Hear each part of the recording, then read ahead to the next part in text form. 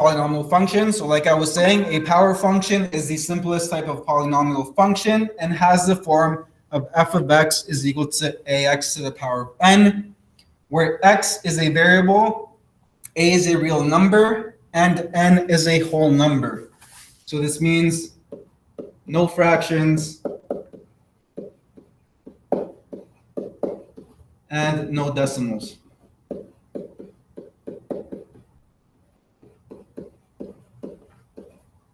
Okay, so for an example would be negative 2x cubed, 5 over 2x squared, and the square root of 3 times x. That would be called a function. So for the first example, what we have is we have the power function. We're going to figure out the degree and what the name of it is called. Okay, so the first power function we have is y is equal to a. Our degree is 0 because there's no variable and there's no exponent. And this is just known as a constant.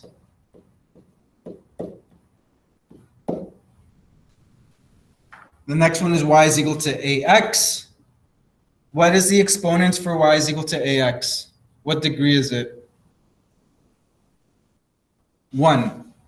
And the name of this is a linear function. The next one has a degree of 2, which means it is a quadratic.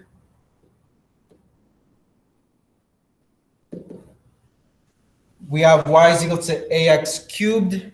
Our degree is 3, and that is called a cubic function. The next one has a degree of 4. And what do we call a function with a degree of 4?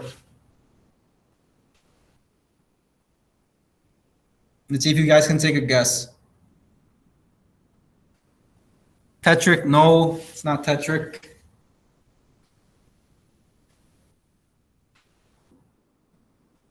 Anybody else have another guess? Yes, thank you. It is called a quartic function.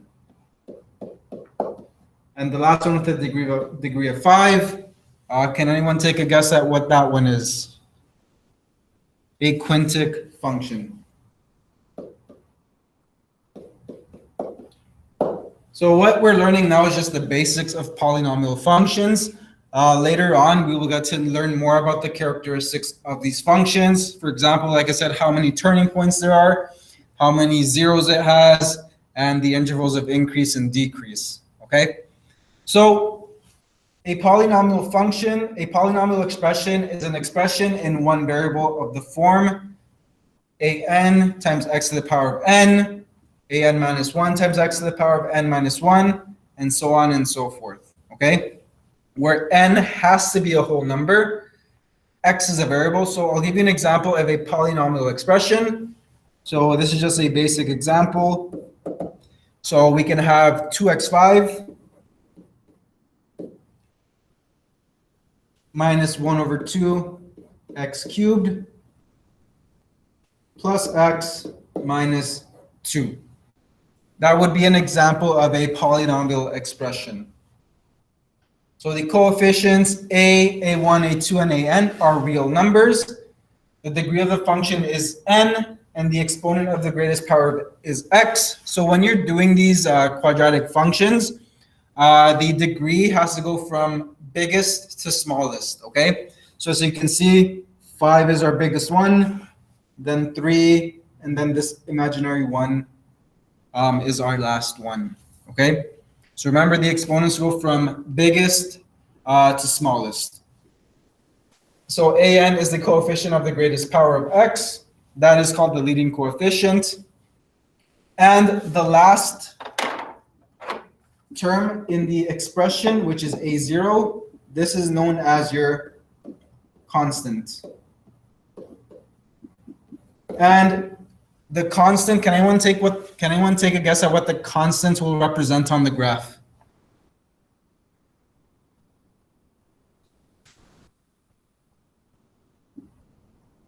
Yep. So the constant, this also refers to the y-intercept. So in this case, the y-intercept would be 0 and negative 2. Okay? So that would be your y-intercept.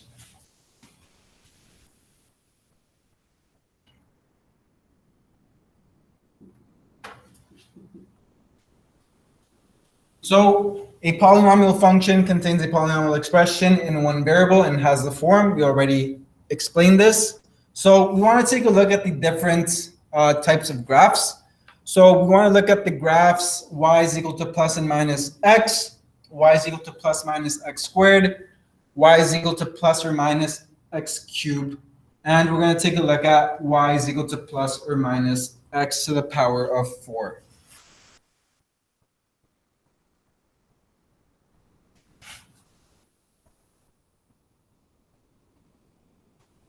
So for the first one, we're going to look at y is equal to x, which means it has a positive slope.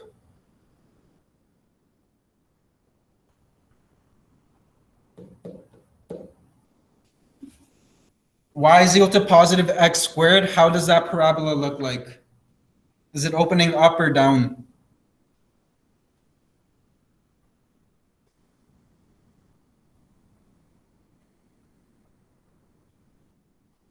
It's opening up. So this would be y is equal to x squared. Y is equal to x cubed is just a very nice squiggly line that goes through the origin. And y is equal to x4. Who can tell me what that looks like? You can unmute your mic if you want.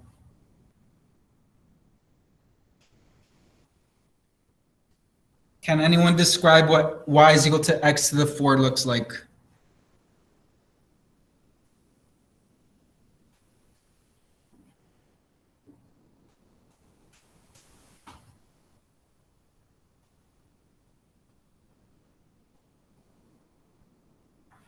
Yep. So it's going to be basically the base of the parabola is going to be a bit wider than a normal parabola. So it's going to look more like a U than anything else.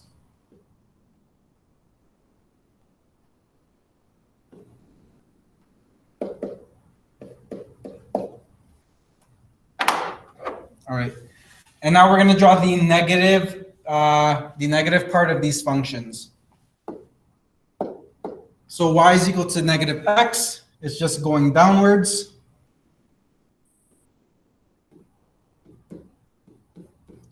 Y is equal to negative x squared. Which way is it opening? It's opening down.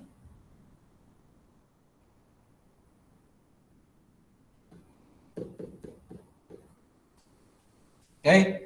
And then y is equal to x cubed. It's going downwards. Negative x cubed. Sorry, negative x squared. And the last one, y is equal to negative x4. It's the same idea, except it's just opening down.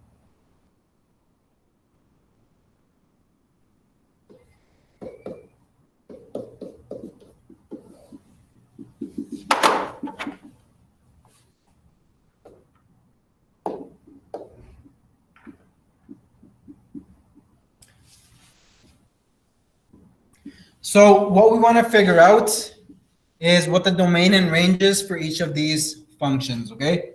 So you have y is equal to x, y is equal to negative x, you have y is equal to x squared, y is equal to negative x squared, y is equal to x cubed, y is equal to negative x cubed, and y is equal to x to the 4, and y is equal to negative x to the 4. Let's start with the easy parts. What would the domain be for all of these functions?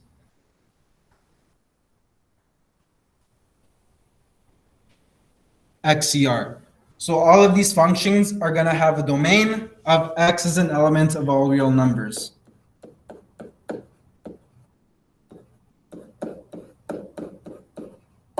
And that's going to be for all of them.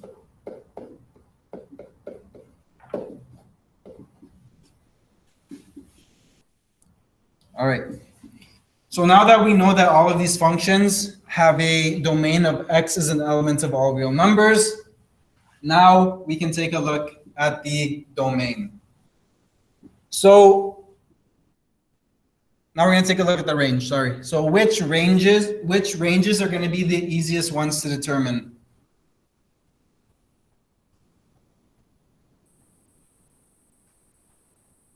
Linear, what's the range of a linear function?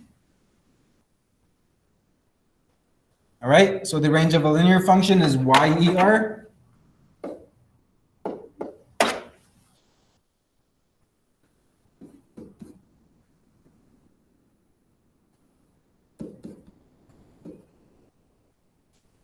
And x cubed, thank you, Sarah, you would have the same range as the linear. And thank you, Yusuf, for the range for the linear.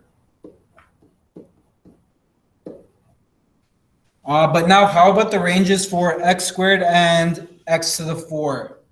What's going to be different about them? Let's take a look at positive x squared and positive x4. What would the domain be for? What would the range be for those?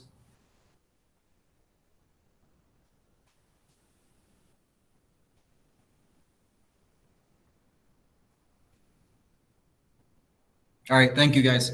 So it's going to be YER such that y is greater than or equal to 0.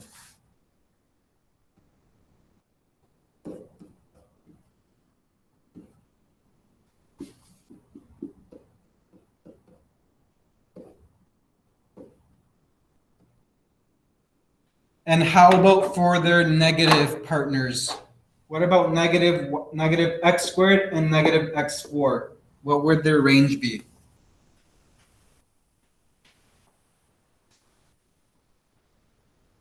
Less than or equal to 0. Thank you, Yusuf.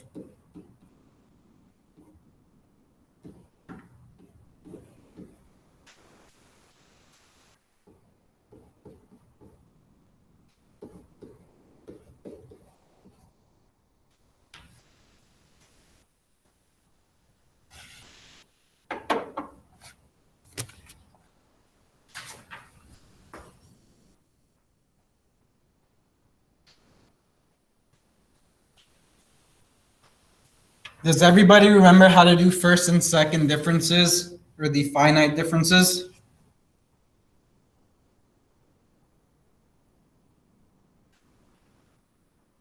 No? Okay.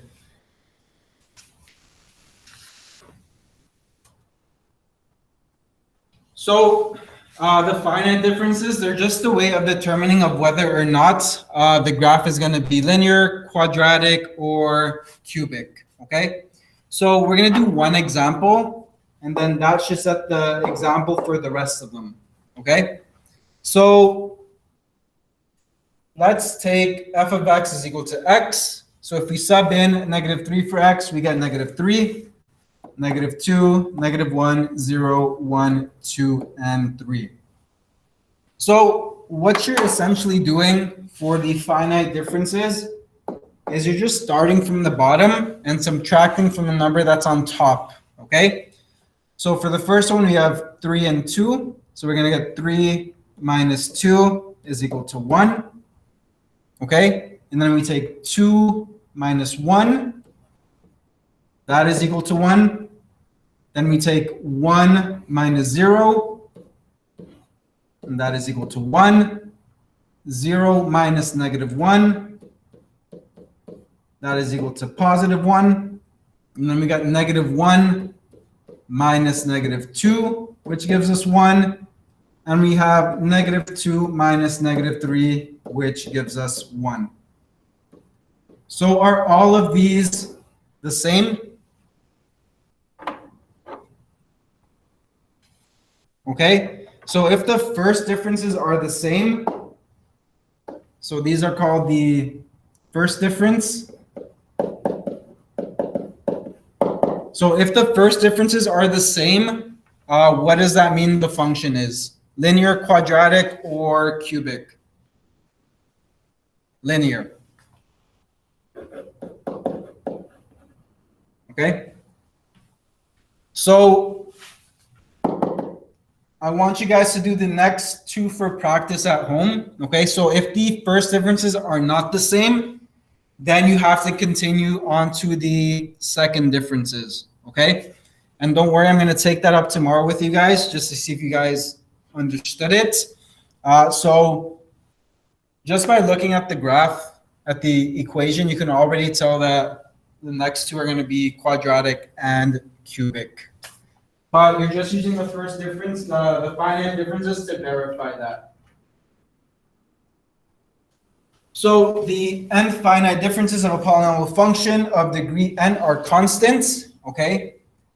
The domain of all polynomial functions is a set of all real numbers. The range of odd degree polynomial functions is a set of real numbers.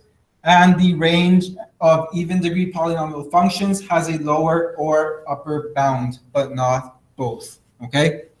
So for example, y equals x squared has an upper bound, y equals negative x squared has a lower bound, okay?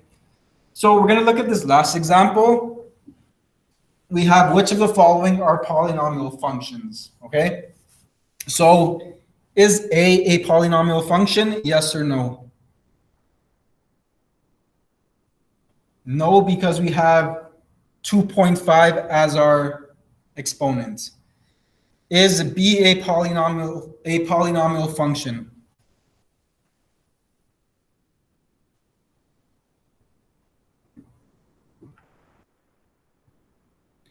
B, in fact, is a polynomial function because it contains, it's just a constant.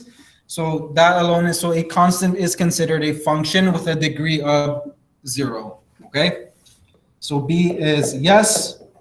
How about C?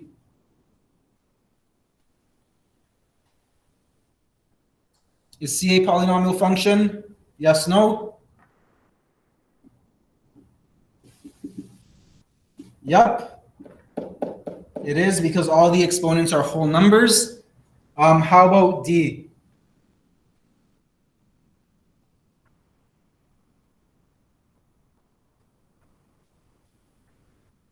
Is D a function? Nope, because we have an exponent that is a variable. How about E?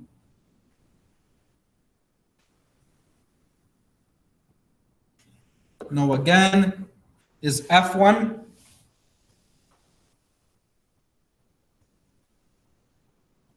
F is 1. How about G?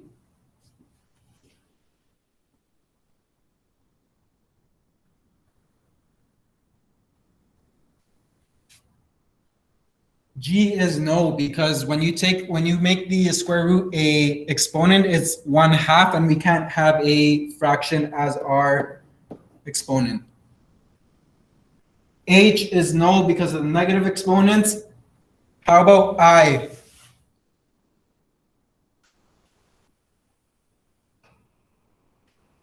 Nope. And last but not least, J. Is J a function?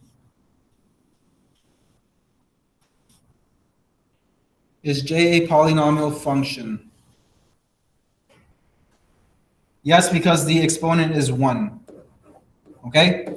So tomorrow, remember cohort B, you're coming again. This is your week where you're here twice. If you have any more questions about the quiz, just message me on Google Classroom under your submission. Tomorrow we will do 2.2 and 2.3, and we'll take up the two examples from this lesson. Other than that, for this unit, you will have a quiz and a test for this unit, or an assignment.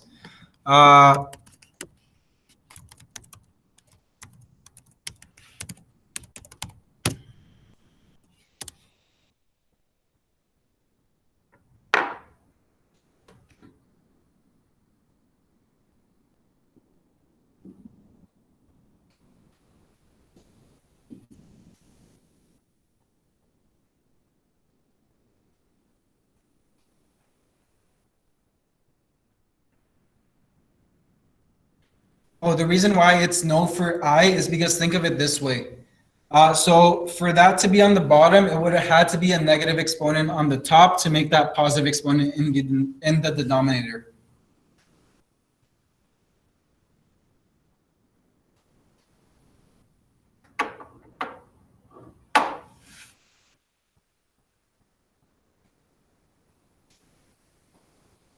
So that is the reason why I isn't a polynomial function. Okay, so you guys are free to go. Cohort B, I will see you tomorrow. And cohort A, I have your textbooks ready. So whoever needed one, I will give you one on, sorry, not Monday. I will give them to you on Tuesday. All right. So have a wonderful rest of the day, and I will see cohort B tomorrow. Yes, that is correct, Juliana.